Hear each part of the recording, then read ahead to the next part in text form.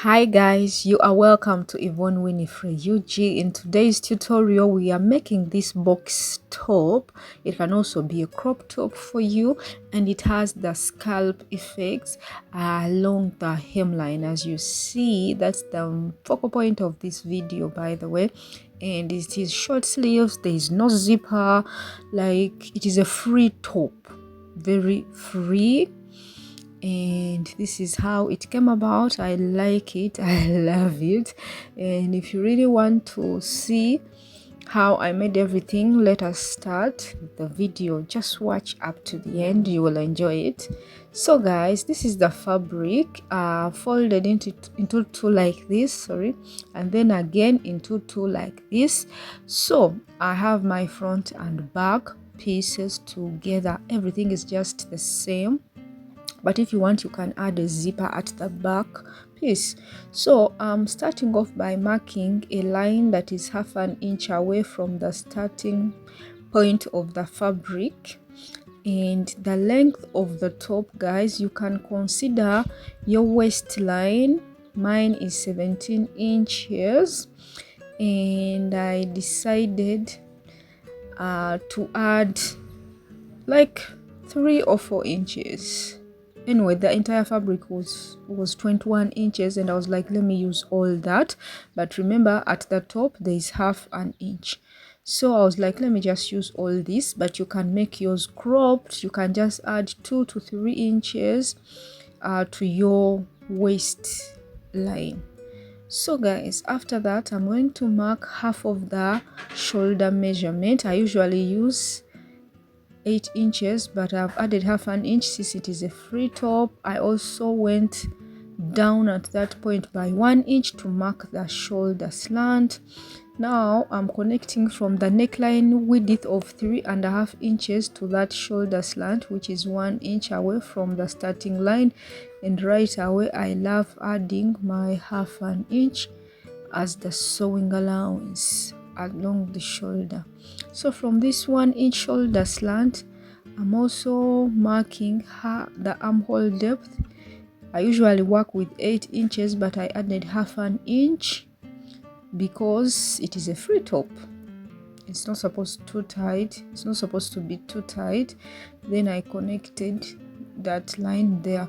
So now along the chest line, guys, anyways, before that, let me correct my measurements. I think I went a little bit far away. This is the correct line, the new one.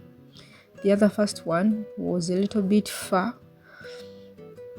So now guys, for the neckline depth, for the back I'm going to use 1.5 inches, and for the front I'll use 4.5 inches. Since I don't have a zipper, I'll use the neckline to get into this top. So the neckline is supposed to be really wide. So after that, I just carve out for the back and also for the front like that. So now guys, along the chest line here, I'm going to mark 1/4 of the bust measurement plus like 1.5 inches is allowance, or 1 inch, and I also added 1.5 inches as the sewing allowance since I'm going to be using lining. So whatever measurement I have there, I'm just going to take it straight to the length of the top, or to the last line, and just connect straight like this. It is a box top and we don't have to shape it in any way. So let me first cut off that excess along the hemline and the sides, and then we start marking or shaping the armhole.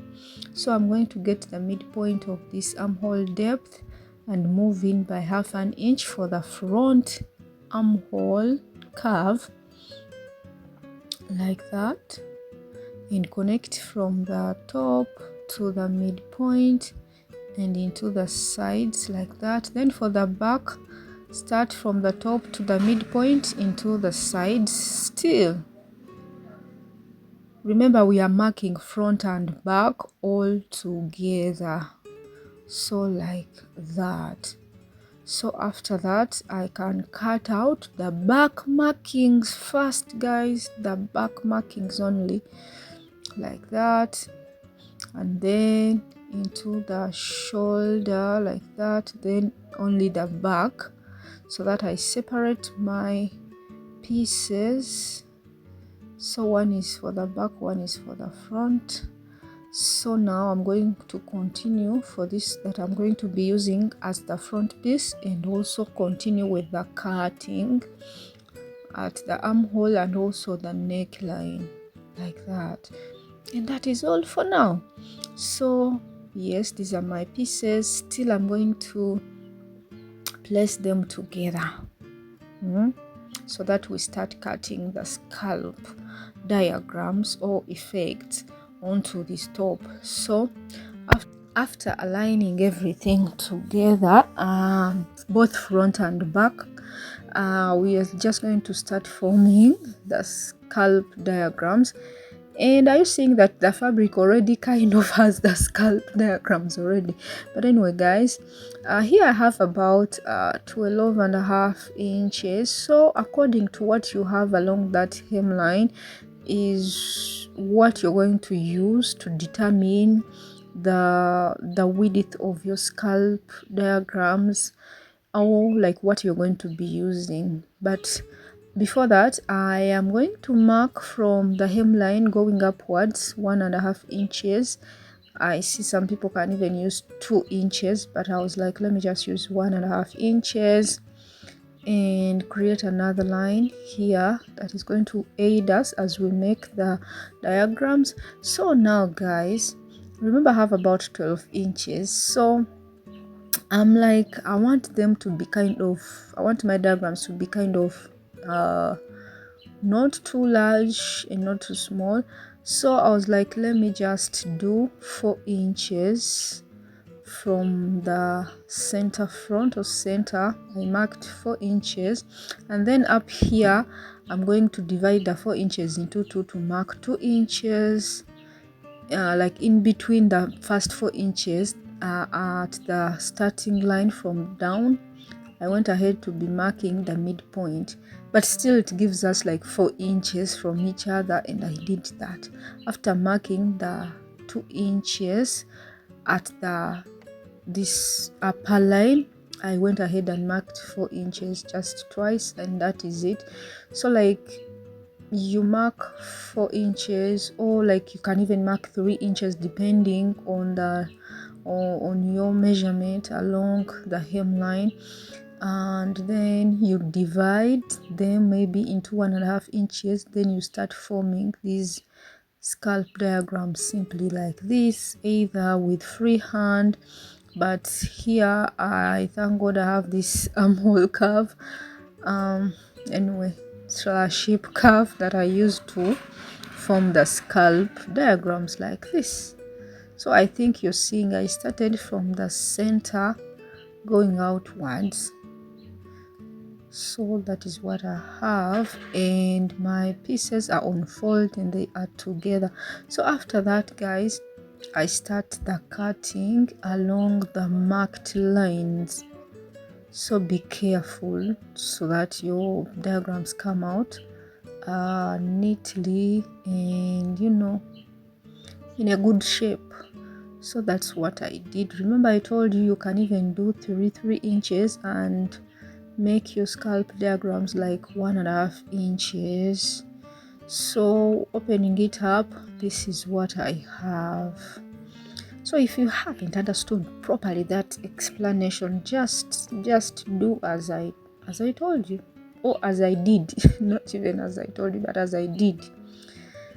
Yes, so that is what I have. So I have my front and back pieces, and guys, remember I told you we need facings. I'm just going to duplicate whatever I have on these main pieces onto the lining. I used cotton black lining, poplin or tetron, and I got my lining pieces. So next is to cut the sleeve. So I have this piece. I'm going to fold it. It's like this, like one is for the front, one is for the back already. Okay, here they are folded, but still it's like I'm going to fold into 2 like this so that I get my 2 pieces of sleeve. So this is it, guys. So along your width you should have, remember we used 8.5 inches. Add the ease allowance that you added onto your top and also the sewing allowance. I forgot to do that and I had to add more fabric. So from the top I marked 4 inches and I drew a line like this. Along that new line I'm going to mark the 8.5 inches as the armhole depth that I used when I was cutting my top, and then draw a diagonal line simply just as you see. Then along this line I'm going to get the midpoint. Guys, this is where I realized that my allowances that I added were not enough, but it's okay. So I just carve out half an inch at the top like this, and even below that midpoint like this. Then along the hemline, oh by the way guys, this entire top was about 10 inches. After sewing it will be 8 inches. So the 2 inches was like the like the sewing allowance. So along the hemline of my sleeve, did I say this sleeve or this top? This entire sleeve, guys, the length is just 10 inches minus sewing plus sewing allowances. So along the hemline I marked half of my around the armhole opening plus still 2.5 inches. So that's the mistake I did. Along the hemline I added the ease allowance and the sewing allowance, yet at the top there I forgot to do that.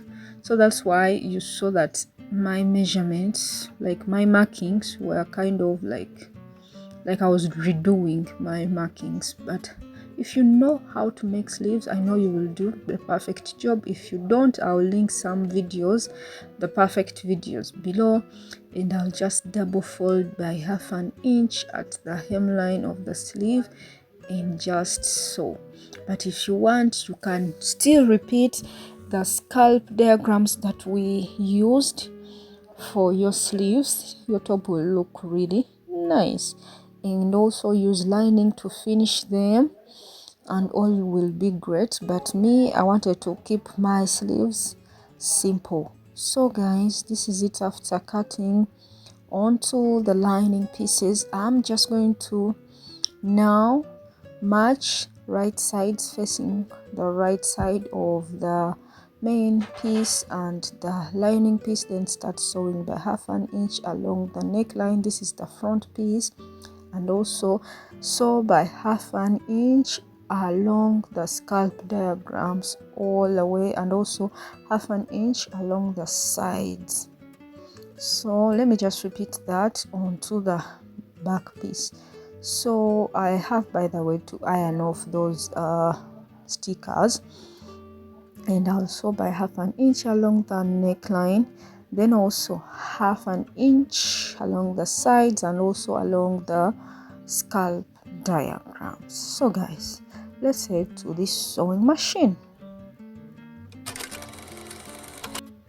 So this is it after, guys. This is the piece that I've like turned to the right sides, but I'm going to show you how I did everything and explain a little bit more. But this is how the back looks like, and I'm going to use the front to explain more. So my sleeve, I've gone ahead to notch the midpoint and also the finished the hemline of the sleeves. And now this is what I did. Remember I told you half an inch, and after that half an inch sewing, joining lining to main piece, I made sure that I cut small notches so that I relax my seams, and also because these are curved pieces along the scalp diagrams and also along the neckline, I want, when I turn my piece to the right side, I want those points or like those places to sit neatly and properly. So what I do is to cut those small notches. So guys, now after that, I'm pushing out my scalp diagrams. You see now how they came out like. So you push out one by one, and at the top, or yes, like at the edges, use like a pin or like a needle to push out neatly those points. You see what I do here? Use a needle. Make sure you're not like your sewing is not unraveling, but use something sharp to push out those still sharp points. And also, even when you're cutting, make sure you cut your sharp corners, sharp edges, sharp points when you're making the scallop diagrams. So guys, I think you're seeing that the top is not all that difficult. It is doable. It is doable. Even if you are a beginner, it is doable. So this is my front piece. I love the scalp. Anyway, I love the way the fabric is. It really matched with this tutorial.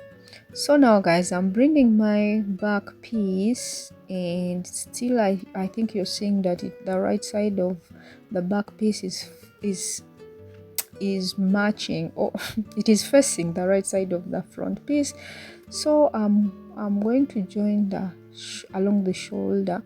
So match lining to lining, main fabric to main fabric, then I'll sew by 1/2 inch like that, so that I have a clean finish. Then still even here, I'll match lining to lining, main fabric to main fabric on this other side, pin down, and then sew along by 1/2 inch that we added as the sewing allowance or the joining allowance. So I'll take in my sides by 1 inch, and guys, when it comes to the sleeve, you can either first take in the sides by 1/2 inch and then you add your sleeve onto your top, or you can attach the sleeve first and then take in the sides, so like that. So let's get back to the sewing machine. And afterwards guys, the top is so ready, very ready. You can make it even in like 2 hours, and you go wherever you're going. You go wherever you are going anyways. So like, this is it. I love it. I love it guys. I love it. And also, if you make ready to wear pieces, why not make such tops? Why not make, like, this is a box top. You can make it as a crop top. You can make it as anything that you can easily sell, and it can fit many different sizes. So yeah, this is the back and this is the front, and that's all for today. And I tried it on the mannequin, and this is how it looks like. So you see, everything is just nice and easy. So if you try to make yours, tag me on Instagram or on TikTok. Guys, I just joined TikTok. I use the same names, Yvonne Winifred UG. See you there.